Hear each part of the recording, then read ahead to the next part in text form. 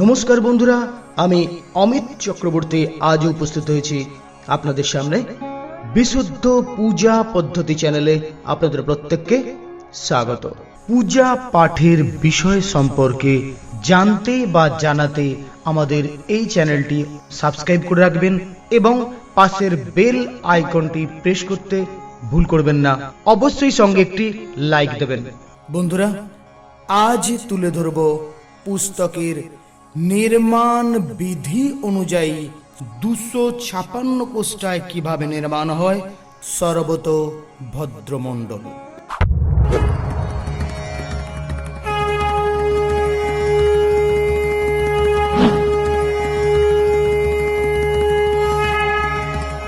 বন্ধুরা, এই প্রথমবার 256 পৃষ্ঠায় নির্মাণ সর্বত ভদ্রমণ্ডল পদ্ধতি।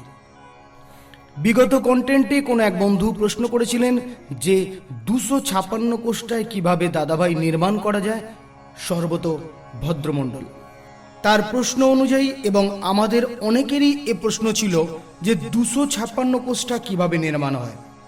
তো বন্ধুরা, আমরা প্রত্যেকেই জানি যে এক হস্ত পরিমিত যে কোনো পুস্তক আপনি অনুসরণ করলেই দেখতে পাবেন যে সর্বত ভদ্রমণ্ডল নির্মাণ পদ্ধতিতে এক হস্ত পরিমিত মাপের কথা বলা আছে।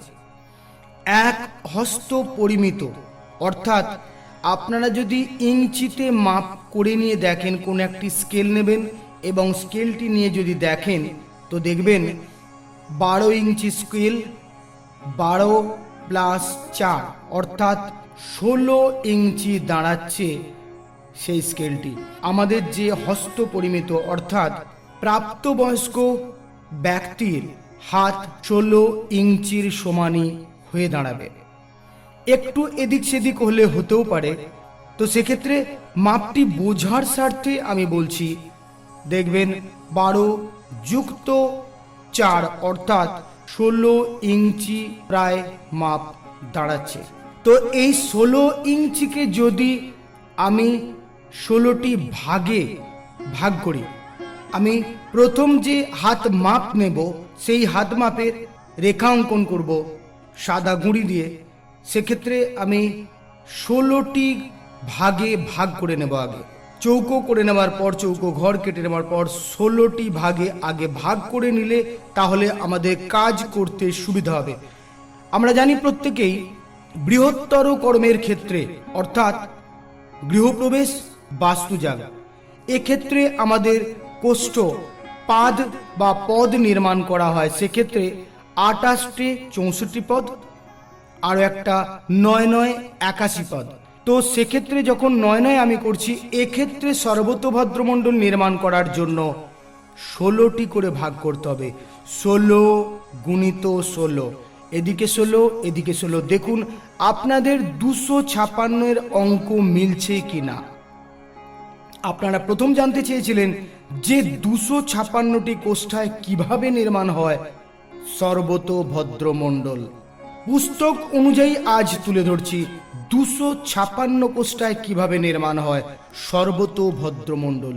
এখানে আপনারা আপনাদের প্রথম সমীকরণ যেটা ছিল যে 256 কোষ্ঠা আড়াআড়ি 16 এবং লম্বালম্বি যদি 16টি ভাগ করে নেন, তাহলে প্রত্যেকটা রেখাঙ্কন করে নিলেই দেখবেন যে 256টি কোষ্ঠা আপনার নির্মাণ হয়ে গেছে। প্রথম 256 কোষ্ঠা নির্মাণ করে নেওয়ার পর এখানে পুস্তক অনুযায়ী যেটা তথ্য দেওয়া রয়েছে সেই তথ্য অনুযায়ী আমি বলছি, প্রথম কোনাকুনি রেখা অঙ্কনের কথা পুস্তকে বলা রয়েছে। এই কারণের জন্য মধ্যস্থল অর্থাৎ কেন্দ্রবিন্দু, সেই কেন্দ্রবিন্দুটাকে ঠিকঠাক পাওয়ার জন্য কিন্তু কোনাকুনি বরাবর রেখা অঙ্কন করার কথা বলা রয়েছে।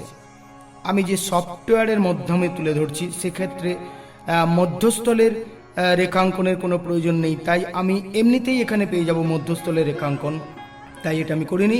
আমি তুলে ধরেছি 16 গুণিত 16 256টি কোষ্ঠাকে। এবার মধ্যস্থলের 36টি কোষ্ঠা নিয়ে প্রথম আমরা অঙ্কন করব পদ্ম। এরপর বন্ধুরা নির্মাণের সুবিধার ক্ষেত্রে আমি বলবো যে প্রথম 3টে বৃত্ত অঙ্কন করে নিতে হবে। তো 3টে বৃত্তের যেটিতে দল নির্মাণ হবে অর্থাৎ পদ্মের পাপড়ি নির্মাণ হবে, সেটিকে একটুখানি বড় রেখে বাদবাকি দুটো ভিতরের বৃত্তকে ছোট করে নিলে আমার কর্মটি করতে আরও অনেক সুবিধা হবে। প্রথম আমরা পুস্তক অনুযায়ী বলছি, প্রথম মধ্যস্থলের 36টি কোষ্ঠা নিয়ে অঙ্কন হবে পদ্ম, যে পদ্মের 8টি দল থাকবে। তার বাহিরের পংক্তিটি থাকবে বিথি, তার বাইরে দ্বারের শোভা এবং কোণ প্রস্তুত করবেন। এর প্রথম ভাগে থাকবে কর্ণিকা। এখানে দেখতেই পাচ্ছেন প্রথম ভাগে রয়েছে কর্ণিকা, এই গোল অংশটি হলো কর্ণিকা। দ্বিতীয় ভাগে কেশর, আপনারা দেখতেই পাচ্ছেন এখানে কিভাবে কেশর নির্মাণ হয়েছে, প্রত্যেকটি দলের সঙ্গে যুক্ত রয়েছে কেশর। এবং তৃতীয় ভাগে রয়েছে পদ্মের দল, এই 8টি পদ্মের দল। এর পরের 3টি চতুষ্কোণ অর্থাৎ প্রথমটা হবে পিঠগাত্র, দ্বিতীয়টা বিথি, আর তৃতীয়টায় নির্মাণ হবে দ্বার, পিঠ, উপপিঠ। সর্বশেষ যে আরো একটি অংশ থাকবে সেখানে নির্মাণ হবে সত্য, রজ, তম অর্থাৎ সাদা, লাল এবং কালো রঙের রেখাঙ্কন। বন্ধুরা মাথায় রাখবেন, প্রথম আমার যদি ঠিকঠাক স্থানেতে পদ্ম অঙ্কন হয়ে যায় তাহলে কিন্তু বাদবাকি কর্মটা করতে অনেকটাই সুবিধা হয়ে থাকে। এক্ষেত্রে সর্বত ভদ্রমণ্ডল নির্মাণ করতে অনেকটাই সুবিধা হবে। পঞ্চগুঁড়ি যে লেগে থাকে সেগুলো আমরা প্রত্যেকেই জানি, শ্বেতবর্ণ, রক্তবর্ণ, পীতবর্ণ, নীলবর্ণ ও কৃষ্ণবর্ণ। অনেক বন্ধু বলতে পারেন যে আগের আপনি কন্টেন্ট দেখিয়েছেন সে কন্টেন্টে কিন্তু সবুজ আপনি দিয়েছিলেন। তো বন্ধুরা এক্ষেত্রে বলে রাখি, সবুজ দেওয়ার মুখ্য কারণ আমাদের এখানে আমাদের বেশিরভাগটাই নীল বর্ণের আবির পাওয়া যায় না, সেই কারণের জন্য এক্ষেত্রে আমি সবুজ দিয়েছিলাম। আজকে যে কন্টেন্ট আমি তুলে ধরছি এক্ষেত্রে কিন্তু আমি নীল বর্ণই দেখিয়ে দিলাম। কোথায় তাহলে কি কি রঙের ব্যবহার হবে সেটাও আমাদেরকে জেনে রাখা অত্যন্ত জরুরি।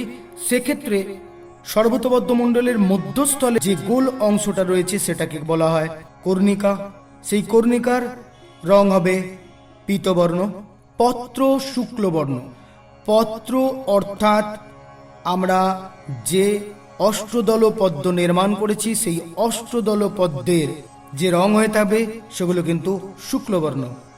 রক্তবর্ণ কেশর, অর্থাৎ এই যে আমরা প্রত্যেকটা দলের সঙ্গে সংযোজন করেছি দুটি করে রেখা, এই রেখাগুলো কি বলা হচ্ছে কেশর, এই রেখার রং হবে রক্তবর্ণ।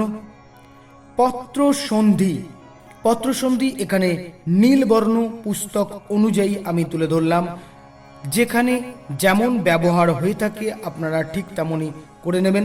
পত্র সন্ধি নীলবর্ণ, দ্বার শ্বেতবর্ণ, কোণ কৃষ্ণবর্ণ, শোভা রক্তবর্ণ, উপশোভা পীতবর্ণ, পীঠগর্ভ, এটি পীঠগর্ভ, এই যে কোণটি রয়েছে এটি পীঠগর্ভ, পীঠগর্ভ কৃষ্ণবর্ণ, পীঠগাত্র শ্বেতবর্ণ এবং পীঠপাদ রক্তবর্ণ, পীঠপাদ রক্তবর্ণ।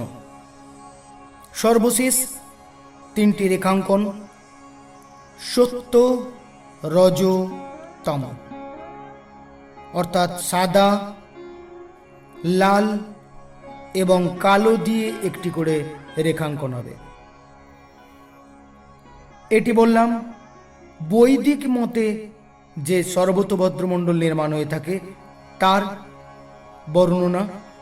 আর তন্ত্রোক্ত মতে যখন হবে তখন কিন্তু মাথায় রাখতে হবে কর্ণিকা অর্থাৎ মধ্যস্থল পীতবর্ণ পীতবর্ণই হবে।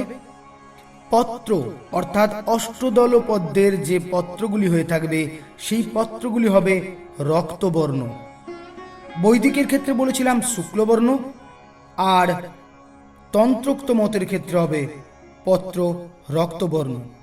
পত্র সন্ধি হবে তন্ত্রোক্ত মতের ক্ষেত্রে কৃষ্ণবর্ণ, আর বৈদিক মতে হবে পত্র সন্ধি নীলবর্ণ। কেশর, পীত ও রক্তবর্ণ দুটি ক্ষেত্রেই কেশর রক্তবর্ণ হতে পারে। তো বন্ধুরা, আজ তুলে ধরলাম পুস্তক অনুযায়ী 256 কোষ্ঠায় কিভাবে নির্মাণ করবেন সর্বতোভদ্রমণ্ডল। আশা করছি এবারের পূজাতে প্রত্যেকে ইচ্ছা জাগবে নূতন করে সর্বতোভদ্রমণ্ডল আমরা চেষ্টা করব সকলে মিলে নির্মাণ করতে।